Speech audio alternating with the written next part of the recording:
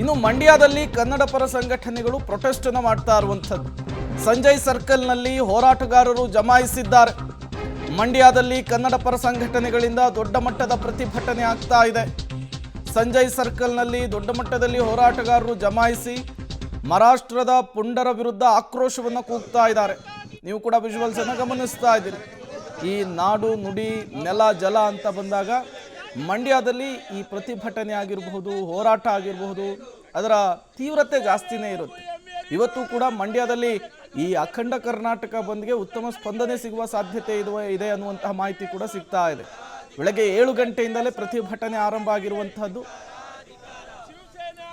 ಮತ್ತಷ್ಟು ಡೀಟೇಲ್ಸ್ ಅನ್ನು ಕೊಡ್ತಾರೆ ರೋಹಿತ್, ನೇರ ಸಂಪರ್ಕದಲ್ಲಿ ಜಾಯಿನ್ ಆಗಿದ್ದಾರೆ ಮಂಡ್ಯದಿಂದ. ರೋಹಿತ್, ಈ ಮಂಡ್ಯದಲ್ಲಿ ನಾಡು ನುಡಿ ನೆಲ ಜಲದ ವಿಚಾರ ಅಂತ ಬಂದ್ರೆ ಜನ ಒಂದು ಹೆಜ್ಜೆ ಮುಂದಿರ್ತಾರೆ.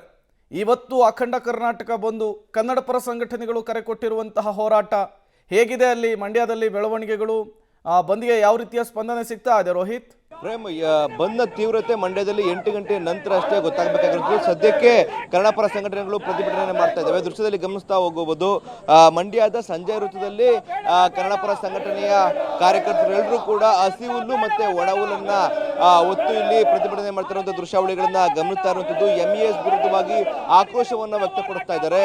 ಅಂದ್ರೆ ರಾಜ್ಯಕ್ಕೆ ಪದೇ ಪದೇ ಅನ್ಯಾಯವಾಗ್ತಿದ್ರು ಕೂಡ ರಾಜ್ಯ ಸರ್ಕಾರಗಳು ಏನು ಕೂಡ ಮಾಡ್ತಾ ಇಲ್ಲ.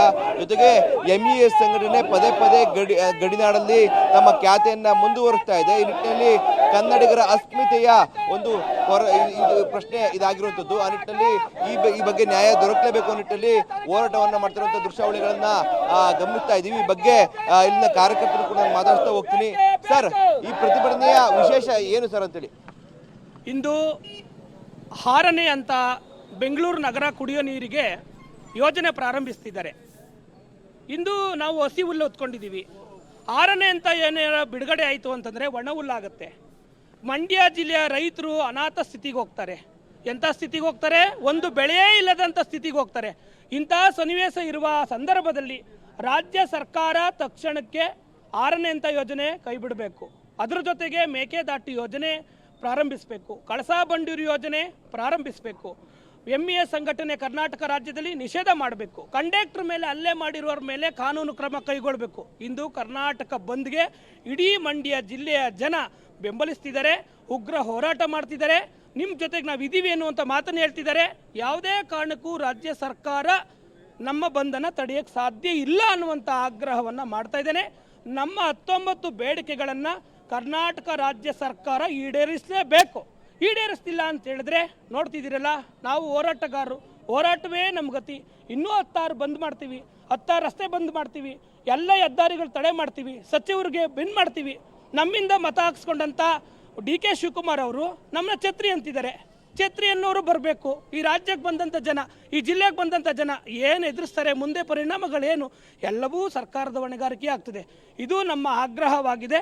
ತಕ್ಷಣಕ್ಕೆ 19 ಬೇಡಿಕೆಗಳನ್ನು ಕರ್ನಾಟಕ ಬಂದ್ಗೆ ಈಡೇರಿಸಬೇಕು ಅನ್ನೋ ಆಗ್ರಹವನ್ನು ಕನ್ನಡ ಸೇನೆ ಆಗ್ರಹ ಮಾಡ್ತಾ ಇದೆ. ಇದು ಹೋರಾಟಗಾರರ ಮಾತಾಗಿರುವಂಥದ್ದು. ಅಂದ್ರೆ ಕರ್ನಾಟಕ ಬಂದ್ ಮಾಡುವಂಥದ್ದು MES ಪುಂಡಾಟಿಕೆಯನ್ನ ಒಟ್ಟೊಡಗಿಸಬೇಕು, ಜೊತೆಗೆ ನಮ್ಮ 19 ಬೇಡಿಕೆಗಳನ್ನ ಈಡೇರಿಸಬೇಕು ನಿಟ್ಟಿನಲ್ಲಿ ಅವರು ಆಗ್ರಹ ಮಾಡ್ತಾ ಇದ್ದಾರೆ. ಸದ್ಯ ಕನ್ನಡ ಪರ ಸಂಘಟನೆಗಳಷ್ಟೇ ಇದೀಗ ಪ್ರತಿಭಟನೆ ಮಾಡ್ತಾ ಇರುವಂಥದ್ದು. ಇನ್ನೊಂದು ಅರ್ಧ ಮುಕ್ಕಾಲು ಗಂಟೆ ಕಳೆದ ನಂತರವಾಗಿ ರೈತ ಸಂಘಟನೆಗಳು ಮತ್ತೆ ಇತರ ಸಂಘಟನೆಗಳು ಕೂಡ ಈ ಒಂದು ಬಂದ್ ನಲ್ಲಿ ಭಾಗಿಯಾಗಿ ತಮ್ಮ ಆಕ್ರೋಶವನ್ನ ವ್ಯಕ್ತಪಡಿಸಿದ್ದಾರೆ. Prem, okay, thank you Rohit ತಮ್ಮೆಲ್ಲ ಮಾಹಿತಿಗಾಗಿ. ಇದು ಮಂಡ್ಯದಲ್ಲಿ ಆರಂಭಿಕ ಹಂತದಲ್ಲಿ ಜನ ನಡೆಸ್ತಾ ಇರುವಂತಹ ಪ್ರೊಟೆಸ್ಟ್.